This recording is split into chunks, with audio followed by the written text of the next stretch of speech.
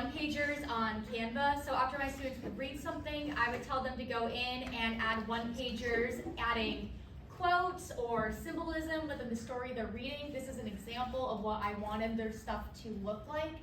And in the next slide, you will be seeing examples, student samples, right here. So we read "Oh Captain, My Captain" by Walt Whitman. And on Canva, I wanted them to add in, again, those quotes, those symbols, and I also wanted them to have a clear tone of the poem. So I was like, use dark colors or use something that shows that it's like a revolutionary text, which is exactly what they did in those three. Something new I added, I don't know why that's not showing up. There were 2 crash course videos, but they disappeared. But I used a lot of crash course videos because I taught American literature, so I wanted them to know the context before reading something historical, and those seem to really help. And as you can see, these are the notes I wanted them to take when watching something. So a lot of my students got bored with this. A lot of my students did not like all of this individual work. So what I did instead, I decided to create a lot more group-based activities to keep them engaged. Because as you can see, they would get tired just working by themselves over and over. So I implemented a little gallery walk. These are my kids working on a gallery walk. So when we read Masque of the Red Death, what we did was each group would work on a giant post-it note centered around a theme within the story, which could be the colored rooms, the clock, the Red Death himself, it didn't matter. And as you can see, the results were really, really good. The kids were more engaged.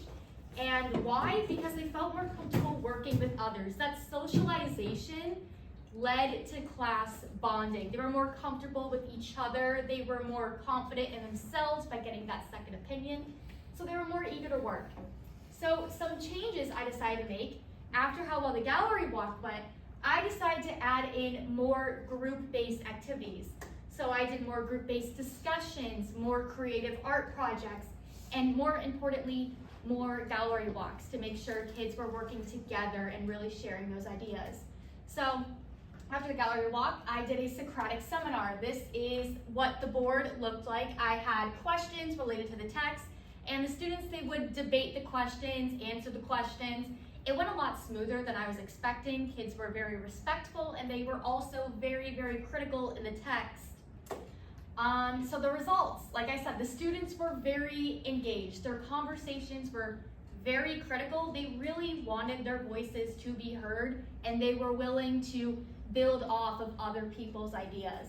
So students were very respectful and waited their turn to speak. It was a really fun activity.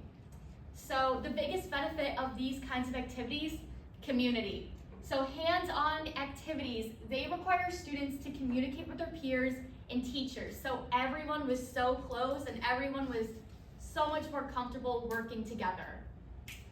And then the next slide, classroom community. So classroom community, it equates to motivation. Kids were more motivated after their hands-on activities, and they asked more questions in class, they finished their projects on time, and most importantly, they were excited to be there. And why? Because they felt seen, which is so important. So the importance of connection. So by feeling seen, students were more motivated within their classes. They felt trusted by their teacher, they felt appreciated by their classmates, and most importantly, students felt this way they need to feel this way in order to succeed. They must interact with others and express themselves in order to feel this way. So what can teachers do to build community/engagement? Add in those creative activities. Think outside the box.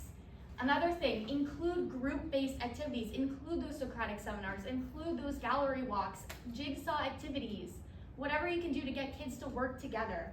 And if all else fails, talk to the kids about their needs so they feel like they're being seen. So I can add in actual pictures of my students. So imagine this cat is one of my students. What you should not do, teacher-led activities. Do not just add in only teacher-led activities. Make sure they also get a voice.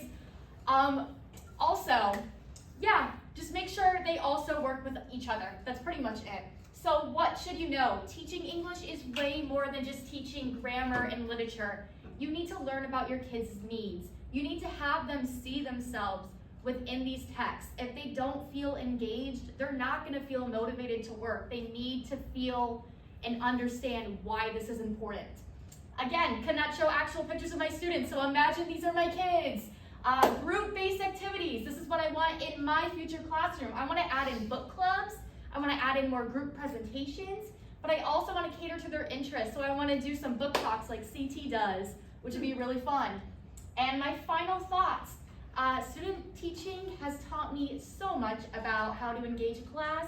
It has taught me so much about how to be a teacher, and I hope that in the future I can continue to learn and continue to push myself. So that's all for me. Thank you guys so much.